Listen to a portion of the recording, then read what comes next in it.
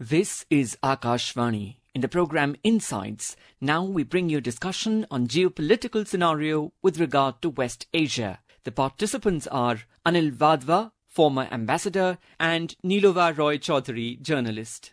The situation in West Asia continues to remain on edge as Israel mulls retaliation for Iran's ballistic missile attack on that country on Tuesday. As Israel observes Rosh Hashanah, the Jewish New Year today, it is unclear if a full-fledged war will break out in the region. Ever since the brutal Hamas attack on Israel a year ago, on October 7th, 2023, Israel has moved to effectively neutralize the non-state terrorist organizations. While it has largely succeeded in taking out a wide array of terrorists, the collateral humanitarian damage in Palestine and now Lebanon is enormous. Lebanon was brought into the military hostilities because the Hezbollah, widely viewed as backed by Iran, is headquartered there and has come to the aid of Hamas. After a series of targeted attacks from mid-September on Hezbollah leaders in Lebanon, which killed their chief Hassan Nasrallah and many other leading Hezbollah activists,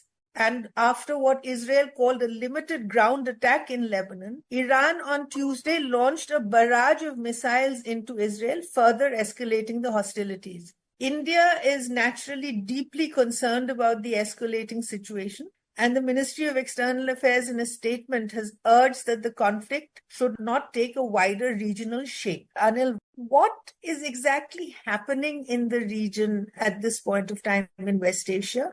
As you rightly summed up the actions and reactions, I think it's more a question of retaliation and retaliatory policies which have been adopted mainly by Israel and also on the other side Iran and its proxies. With its proxies, we can talk about Hamas, we can talk about Hezbollah, and we can talk also about the Houthis. Having tackled, so to speak, the threat as Israel sees it from the proxies in both the Gaza in terms of Hamas and also in Lebanon in terms of Hezbollah, and then the attack which happened on the Houthis in Yemen, Israel is now very keen that there should be retaliation for the Iranian attack on Israel, which has happened just 2 days ago. How this will be retaliated and what form it will take is something that no one knows. What will the severity of it also is very unclear. And of course, what the situation does is to give Israel a very important opening, as they see it, to take out the military installations, especially the nuclear installations in Iran, and also the oil facilities in Iran, which will damage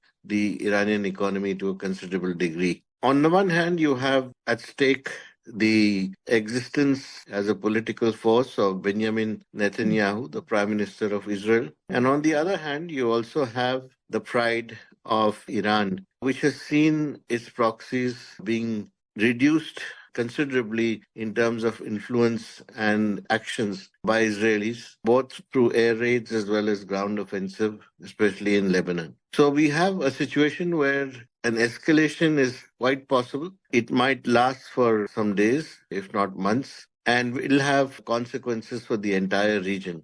And finally, what is most important is we have to see in India here how it will impact on the Indian economy, on Indian interests, which are there in the region, which are substantial. It's a very difficult situation for everyone all around, clearly. But it would appear that Israel now feels that it is in a position to perhaps for once and for all bring an end to this, the proxyism that Iran has sort of encouraged through the Hezbollah and Hamas and such organizations and the Houthis. And Iran itself, per se, as you rightly said, they would want to take out their nuclear facilities and the oil facilities. But it is not so easy. I mean, Prime Minister Modi has repeatedly said that everyone needs to exercise restraint. This is a situation that military victories of the kind that perhaps we saw during World War II and earlier is not something that's really likely to happen in this day and age. Anil, do you really think that there can be a decisive victor in should the hostilities escalate to a full-fledged war? I would tend to agree with you, and I also do feel that there would be no decisive victor. If at all one side would prevail in the short term, then there would be a retaliation at some point in the future, because this is a conflict which will continue for the foreseeable future in some form or the other. Until the problem of Palestine is solved, we should not expect that the issue will go away. That's number one. Secondly, the main backer of Israel in this conflict, being United States, has also said quite clearly that they would not like any escalation because it will have an effect on US interests in the region, number one. And secondly, it will have an effect on how countries in the region also perceive the United States in terms of its ability to be able to influence Israel to show restraint. And thirdly, as you yourself pointed out, it's not easy for Israel to do it on its own, because tackling three proxies and Iran at the same time is a tall order. If the war continues for some days, leave alone months, the Israeli economy will certainly suffer a lot and will actually go down to new depths. So that is something that must be at the back of the mind of Israeli military planners and Prime Minister Benjamin Netanyahu. However, all these factors will have to be taken into account when you weigh what Israel perceives as perhaps an opportunity to neutralize Iran from the perspective of a longer term threat. But which way the decision is taken still remains to be seen.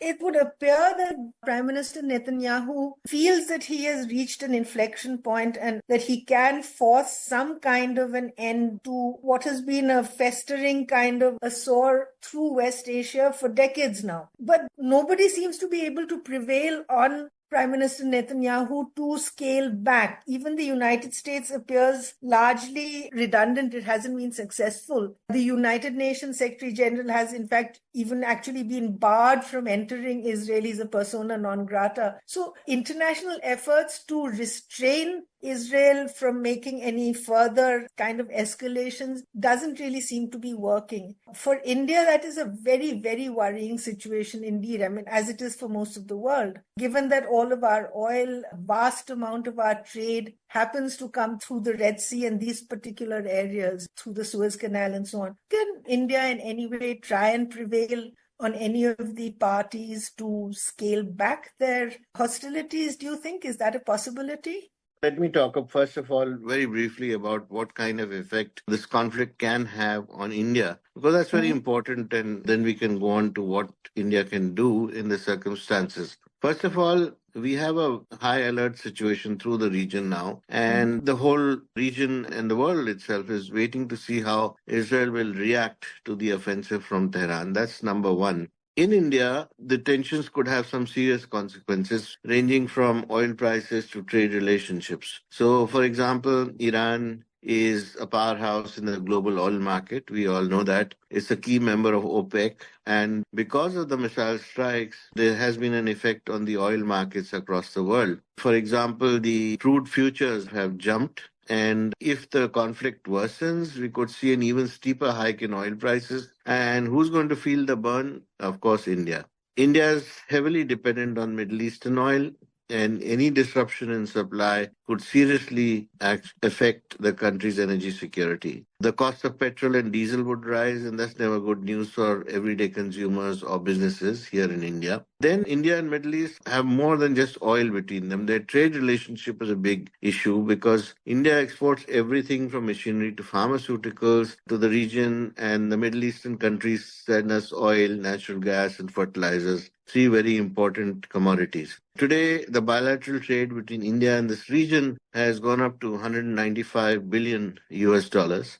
Also, investments from the Middle East have flowed into Indian infrastructure, tech startups, and more. And Indian companies are making their mark in construction and hospitality across the Gulf. So any instability in the Middle East could put these economic ties in jeopardy. There's another issue. Around 9 million Indians work in Gulf countries. They send home millions in remittances that fuel the Indian economy. So if the conflict drags on, it could disrupt jobs and incomes for these workers, will have potentially severe consequences for their families back home. And finally, India is also in talks with several Gulf nations about potential free trade agreements. And these could actually have a big effect on trade and investment flows between regions. But now we have this regional instability, and so those plans could be put on hold. So while we have this conflict, the impact could land squarely in India's economy. And how long the conflict lasts and how it evolves will be key in determining just how hard India will feel the pinch.